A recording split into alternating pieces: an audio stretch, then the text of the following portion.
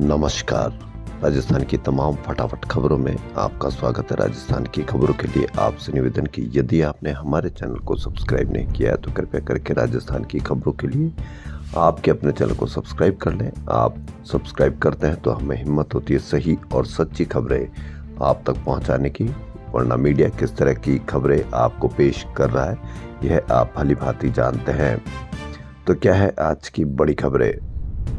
SIR पूरे देश में चल रहा है और इसी क्रम में कोलकाता बंगाल में भी कई लोगों ने आत्महत्याएं की और उसी के सिलसिले में SIR के काम के तनाव और सीनियर अधिकारी की प्रताड़ना से परेशान BLO ने, जी हां, राजस्थान के BLO ने ट्रेन के आगे कूद कर जान दे दी। ACP बगरू हेमेंद्र शर्मा ने बताया कि मृतक मुकेश कुमार जांगिड़ पुत्र नानक राम जांगिड़ निवासी धर्मपुरा है। वह नाहरी का बास स्थित सरकारी स्कूल में शिक्षक के रूप में कार्यरत था। जोटवाड़ा विधानसभा क्षेत्र के भाग संख्या 175 में BLO को जिम्मेदारी दी गई थी। रविवार सुबह करीब 7 बजे मुकेश बाइक से घर से निकला और विधायका फाटक पहुंचा। वहां बाइक खड़ी करने के बाद वह सीधे रेलवे ट्रैक पर जाकर लेट गया। इस दौरान वहां से गुजर रही ट्रेन की चपेट में आने से उसकी मौत हो गई। SIR में काम के तनाव से BLO परेशान थे और BLO ट्रेन के आगे कूदे।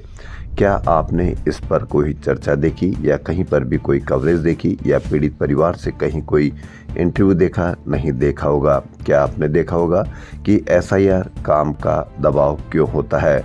और यह शिक्षक है, शिक्षक को BLO चुनाव में लगाने से ऐसा क्या लाभ होगा? और शिक्षक का कार्य पढ़ाने का होता है तो वह BLO का कार्य कैसे करवा रही थी?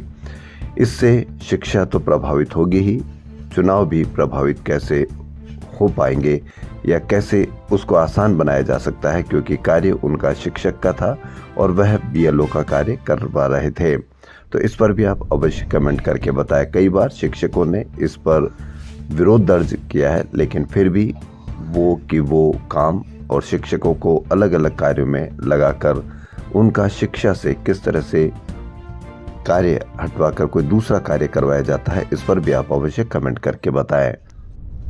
क्या आपको मीडिया पर यह चर्चा की जाती है कि आपका जो बीमा जिस कंपनी से आप करवाते हैं वह कंपनी आपको आसानी से बीमा क्लेम कर देती है या नहीं कर देती है?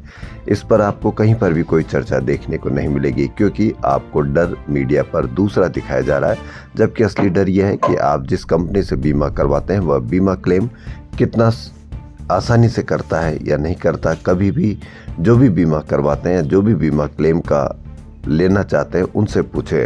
तो राजस्थान में 5 साल में स्वास्थ्य बीमा संबंधी शिकायतें 620% बढ़ी। इतनी 620% बढ़ने के बावजूद भी कहीं कोई कवरेज नहीं, कहीं कोई बड़ी चर्चा नहीं। पिछले 5 वर्ष में राजस्थान में स्वास्थ्य बीमा संबंधी शिकायतों में 620% से अधिक की चौंकाने वाली वृद्धि दर्ज की गई है। ये तब है जब लोगों ने शिकायतें करना शुरू किया है। यदि आप भी शिकायतें करेंगे तो अवश्य आपको कोई न कोई लाभ, आपको नहीं तो आपकी पीढ़ी को लाभ होगा। इसलिए जो मीडिया पर डर दिखाया जाता है उसके बजाय आप अपने डर को संभाल कर रखिए और आप ये देखें कि आपको असली डर कहां से है। जयपुर स्थित बीमा लोकपाल कार्यालय को वित्त वर्ष 2020-21 में स्वास्थ्य बीमा संबंधी 186 शिकायतें मिली थी, जो वित्त वर्ष 2024-25 में बढ़कर 1300 तक पहुंच गई। यह कुल बीमा शिकायतों का 58% है, जो स्वास्थ्य बीमा क्लेम को लेकर पॉलिसी धारकों की परेशानी दिखाती है। लेकिन कहीं कोई चर्चा नहीं, कहीं कोई कवरेज नहीं, कहीं कोई लगाम नहीं। हालांकि जयपुर कार्यालय वित्त वर्ष में ही शिकायतों का निपटारा कर रहा है। शिकायतों का जल्दी से निपटारा होने का एक संकेत यह भी है कि बीमा कंपनियां जरूर कोई न कोई गड़बड़ करती है, तभी शिकायत करते ही तुरंत उसका निपटारा कर देती है। मुख्यमंत्री घुमंतु आवास योजना 2024 का लक्ष्य विमुक्त घुमंतु और अर्ध घुमंतु समुदायों को पक्का घर और बुनियादी सुविधाएं उपलब्ध कराना है। घर निर्माण के लिए कुल 1,20,000 रुपए की वित्तीय सहायता 3 किस्तों में दी जाती है। जयपुर के ही बाघरोटा में एक सोसाइटी के प्रांगण में शनिवार रात 8 बजे घूम रही महिला को पालतू डॉग ने हमला कर काट लिया। महिला घूम रही थी, तभी अचानक हमला करने से वह गिर गई, जिसमें दोनों हाथों व पीठ पर काट लिया गया कुत्ते के द्वारा। महिला के चिल्लाने पर आसपास के लोगों ने दौड़कर बचाया। परिवार के सदस्य उसे लहूलुहान हालत में निजी हॉस्पिटल ले गए। पीड़ित महिला ने भागरोटा थाने में डॉग ऑनर के खिलाफ रिपोर्ट दी। डॉग ओनर के खिलाफ रिपोर्ट दी, इस पर कितनी कार्रवाई होगी और कहां तक कार्रवाई होगी, इस पर भी आप अवश्य कमेंट करके बताएं। क्या डॉग बचाने के लिए जो लोग सड़कों पर आए थे या जिन्होंने एक विरोध जताया था, क्या वह इस पर भी कोई विरोध जताएंगे कि जो भी डॉग ओनर है उसको किस तरह से अपने पालतू पेट्स को पालना चाहिए या किस तरह से उसकी सुरक्षा के लिए कि ताकि आम आदमी को वह नुकसान नहीं पहुंचा सके। टीबी मुक्त राजस्थान की दिशा में एक बड़ा कदम उठाते हुए केंद्र सरकार ने प्रदेश के चिकित्सा एवं स्वास्थ्य विभाग को 29 अल्ट्रा पोर्टेबल एक्सरे मशीनें देने की मंजूरी दी है। इनमें जयपुर, अजमेर, अलवर और भरतपुर समेत अन्य जिलों में मिनटों में फेफड़ों की स्क्रीनिंग की जा सकेगी।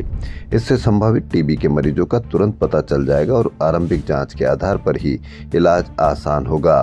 केंद्रीय टीबी अनुभाग की हरी झंडी मिलने के बाद सोमवार से ही कुछ जिलों में मशीनें भेजी जाने लगी है।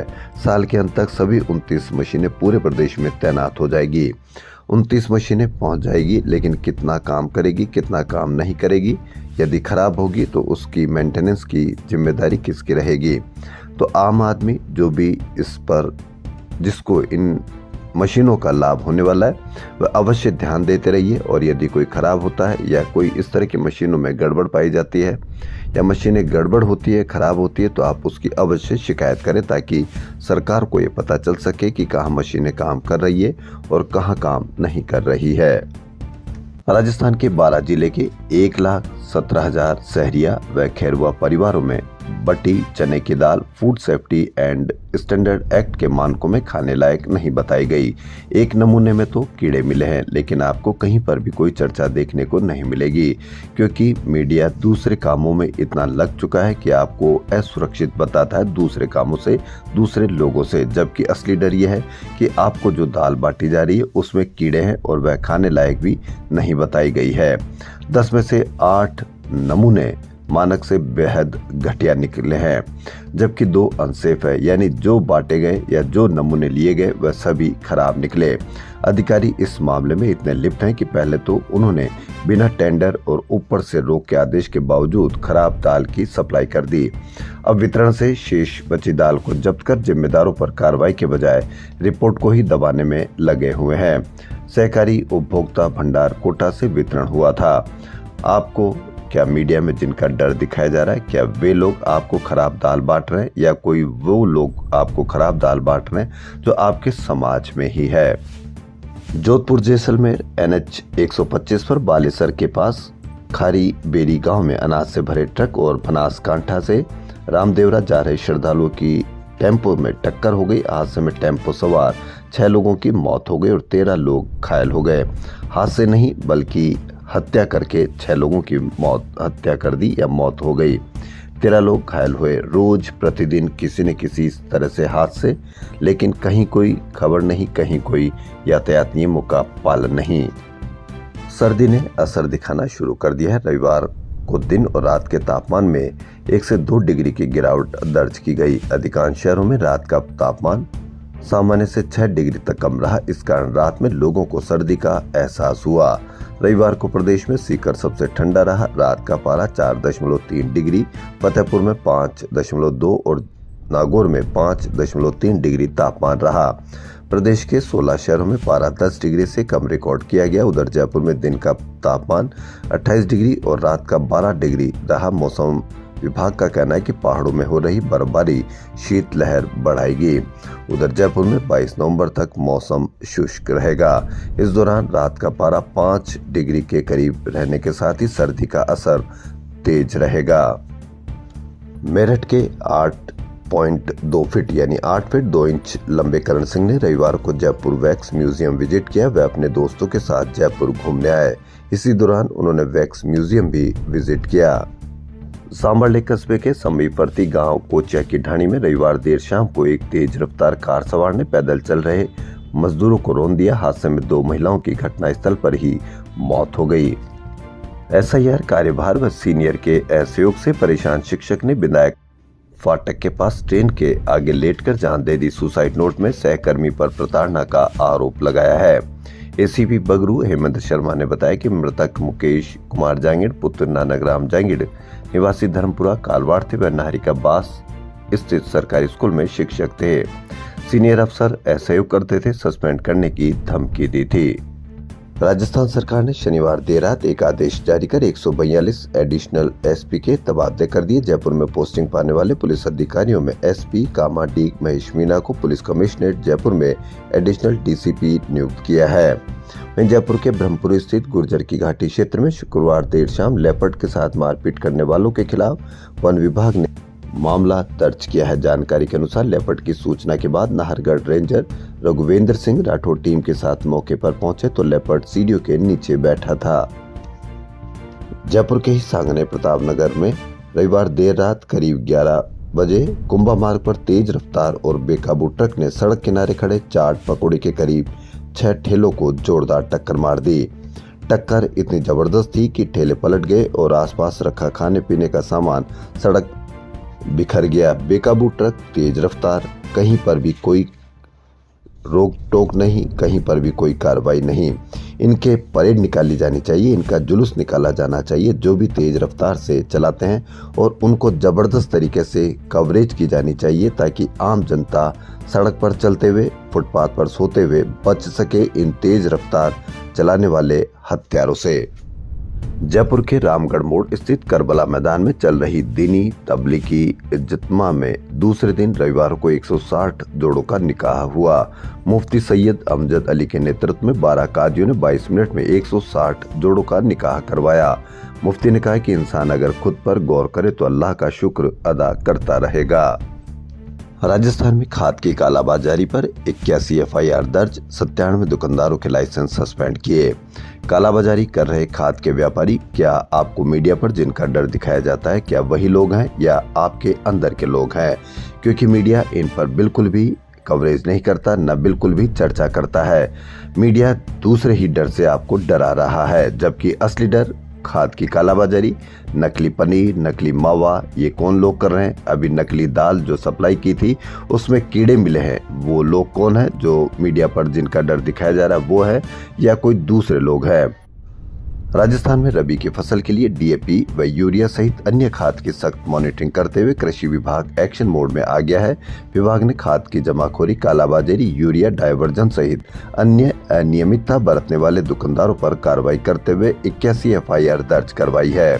इसके साथ ही 97 दुकानदारों के लाइसेंस सस्पेंड व निरस्त कर दिए हैं।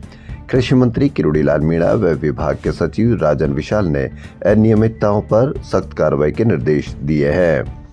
भीलवाड़ा के शाहपुरा पंचायत समिति के ग्राम विकास अधिकारी शंकर लाल मीणा के 11 नवंबर को आत्महत्या करने एवं इसके ठीक 15 रोज पूर्व 27 अक्टूबर को पंचायत समिति केकड़ी अजमेर के ग्राम विकास अधिकारी प्रवीण कुमार कुमावत के आत्महत्या करने से प्रदेश के ग्राम विकास अधिकारियों में जबरदस्त आक्रोश व्याप्त है। ग्राम विकास अधिकारी संघ की ओर से प्रत्येक जिला मुख्यालय पर ग्राम विकास अधिकारियों ने काले कपड़े पहनकर शोक एवं संकल्प सभाएं आयोजित की। संघ के प्रदेश अध्यक्ष महावीर शर्मा ने बताया कि पंचायती राज संस्थाओं के चुनाव लंबित होने के कारण कुछ अधिकारी एवं जनप्रतिनिधि पूर्णतया निरंकुश हो गए हैं तथा वह अपने निजी हित पूर्ण करने के लिए फील्ड को कर्मचारियों को प्रताड़ना दे रहे हैं। दो ग्राम विकास अधिकारियों के आत्महत्या करने पर भी आपने कितनी मीडिया कवरेज देखी, कितना आपने चर्चा देखी? भास्कर ने एक बड़ा सराहनीय सवाल उठाया। सरकारी अस्पतालों में जब दवा और जांच फ्री होती है तो फिर पार्किंग चार्ज क्यों? रोज 50,000 अवैध वसूली की जा रही है हर अस्पतालों में। राजधानी के सरकारी अस्पतालों में मरीजों को दवा और जांच की सुविधा निःशुल्क मिल रही है तो इस पर सरकार हर साल करोड़ रुपए खर्च कर रही है, लेकिन सरकारी अस्पतालों में आने वाले मरीजों और उनके परिजनों से वाहन पार्किंग शुल्क वसूला जा रहा है। अस्पतालों ने यह शुल्क 10 से 20 रुपए निर्धारित किए गए हैं। इसके बावजूद सरकारी अस्पतालों में मरीजों से अवैध पार्किंग वसूली की जाती है। राजस्थान के सरकारी मेडिकल कॉलेजों के प्राचार्य और अस्पताल अधीक्षकों की निजी प्रैक्टिस बंद करने के साथ ही नए नियमों के फैसले का विरोध शुरू हो गया। ऐसे में अब राज्य के बाहर के चिकित्सक भी यहां पर प्राचार्य एवं अधीक्षक बन सकेंगे, जबकि राजस्थान के योग्य डॉक्टर इन पदों से दूरी बनाएंगे। प्राचार्य एवं अधीक्षक पद पर नियुक्ति के लिए आवेदन की अधिकतम 57 साल का नियम एनएमसी के नियमों के खिलाफ है, जबकि रिटायरमेंट आयु 65 साल है। सरकार की ओर से आनन फानन में प्राचार्य एवं अधीक्षक की योग्यता के नए नियमों से न केवल मरीजों का इलाज प्रभावित करेगा बल्कि मेडिकल शिक्षा पर भी असर पड़ेगा। Rajasthan medical college teacher association के अध्यक्ष डॉक्टर धीरज जेफ एवं सचिव डॉक्टर राजकुमार हर्षवाल ने मुख्यमंत्री भजनलाल शर्मा एवं चिकित्सा मंत्री गजेंद्र सिंह खीवसर से हाल ही में जारी आदेश को निरस्त करने की मांग की है। जिला प्रशासन विभिन्न सामाजिक संगठनों और प्रतिभागियों के सहयोग से रविवार को गोने रोड से अक्षय पात्र जगतपुरा तक प्रेरणा थान में दिया नशा मुक्ति का संदेश। प्रधानमंत्री मोदी के फिट इंडिया हिट इंडिया की थीम पर हो रहे सांसद खेल महोत्सव का आगाज आज से सवाई मानसिंह स्टेडियम में खेल एवं सांस्कृतिक प्रस्तुतियों के साथ होगा।